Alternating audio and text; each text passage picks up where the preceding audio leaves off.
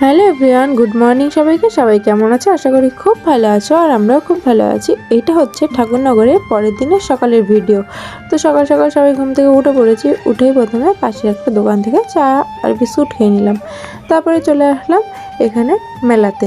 কিন্তু মেলায় যাওয়ার আগেই দেখো কত ভিড়, মানে ভিড় ঠেলাঠেলি খেতে খেতেই মেলায় এসেছি। তারপরে আমরা ফার্স্ট টাইম খেলাম হচ্ছে, এটা হচ্ছে কি বলে, ঢাকাই পরোটা। যাই হোক, ভুলে গেছিলাম একটু। এই ঢাকাই পরোটা ফার্স্ট টাইম খেলাম দুজনে। খুব একটা ভালো বলবো না, পাঁপড় টাইপের লাগছিলো, তা মোটামুটি খাওয়ার মতো।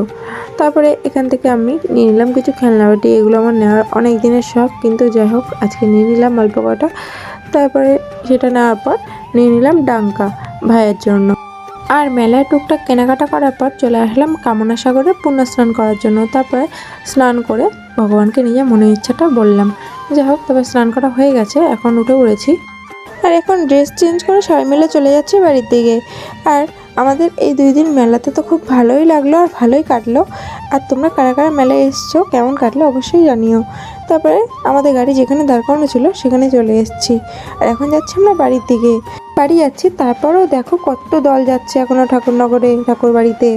আর আমরা সেটাই দেখে অবাক। তারপরে এখান থেকে শরবত দিয়ে দিল, রাস্তায় রাস্তায় অনেক কিছুই দিচ্ছে, শরবত, জল, মিষ্টি, মুড়ি, বাতাসা, অনেক কিছুই দিচ্ছে। আর এই 2 দিন আমার ভিডিও আপলোড করতে একটু লেট হয়ে গেল, তোমরা একটু ম্যানেজ করে নিও। কারণ এই 2 দিন একটু যা কষ্ট হয়েছে আর যা জার্নি হয়েছে, আর একা হাতে ভিডিও করে এডিট করে অতটা করে উঠতে পারি না, তার জন্য একটু লেট হয়ে গেল। আর যেহেতু আমি 100 ডেলি ব্লগ চ্যালেঞ্জ নিয়েছি, তার জন্যই তোমাদেরকে বলছি। তারপর আমি ভিডিও আপলোড করার চেষ্টা করছি, তোমরা প্লিজ দেখো। যাই হোক, আজকে ভিডিওটা এত অবধি শেষ করছি। তো সবাইকে টাটা, সবাই ভালো থেকো।